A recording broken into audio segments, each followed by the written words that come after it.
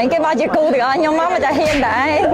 chẳng lui cái này khơi hiệp không phảiใช่ dân tôn này cho chừngไหนนะ ở đâyนั่งไงโอนกูบอกตอนไก่กูบอกตอนไก่ไงนี่ไปบัดใต้มากาไปใส่อาละโอนอาละส้มจุ่มปอมน้องเต็มมากนะส้มจุ่มปอมน้องเต็มมากฉลองแต่ผมไตฉับโอเคเอาก่อนโอ้สาธุ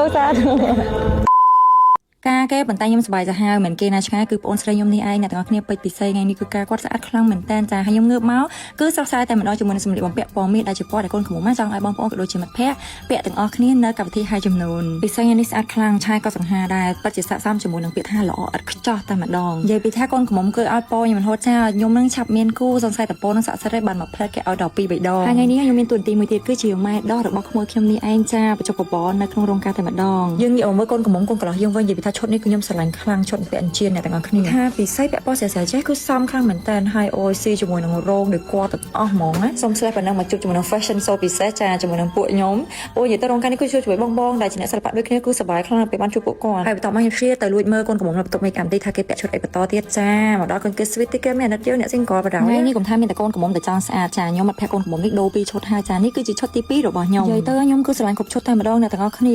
ហើយជាពិសេសកន្លែងនេះខ្ញុំសូមទៅសាររៀងខ្លួនឯងទៅចោះថារៀងខ្ញុំមកទៅពាក់ជាមួយឈុតបែបនេះគឺខ្ញុំមានអារម្មណ៍ខ្ញុំស្អាតខ្លាំងមែនតើបងប្អូនវិញស្រឡាញ់ឈុតណារបស់ខ្ញុំជាងគេជួយរ៉េតឲ្យខ្ញុំតិចមើលជារៀងរាល់ព្រឹកមិនថាថ្ងៃនេះជាថ្ងៃធ្វើការឬថ្ងៃកម្មវិធីឬថ្ងៃដើរលេងទេគឺខ្ញុំអត់ដែរព្រឹកជាមួយនឹងកាហ្វេ AK7 ទេអ្នកទាំងអស់គ្នាខ្ញុំชอบចិត្តជាមួយនឹងរសជាតិរបស់កាហ្វេហើយជាពិសេសហើយគុណភាពអ្នកទាំងអស់គ្នាដែលយកអត់និយាយបានទេជាមួយនឹងការបកកែក្នុងការសម្រក់ខ្លាញ់ក្បាលពោះដុតខ្លាញ់តែមិនល្អចោលហើយជាពិសេសអ្នកដែលគីឡូថេអត់ដែរស្រួយណាចាសាច់ជាមួយកាហ្វេ AK7 ទៅធានាមកអបស្រក1គីឡូទៅ2គីឡូបាត់ហើយដោយសារហេតុផលទាំងអស់នេះអ្នកទាំងអស់គ្នាអញ្ចឹងបងប្អូនអាចជប់ឆ្ងល់បានថាហេតុអ្វីបានជាកាហ្វេ AK7 នៅតែផ្ទុះនៅលើទីផ្សារកម្ពុជាហើយជាពិសេសអត់ចេះសាបទេចា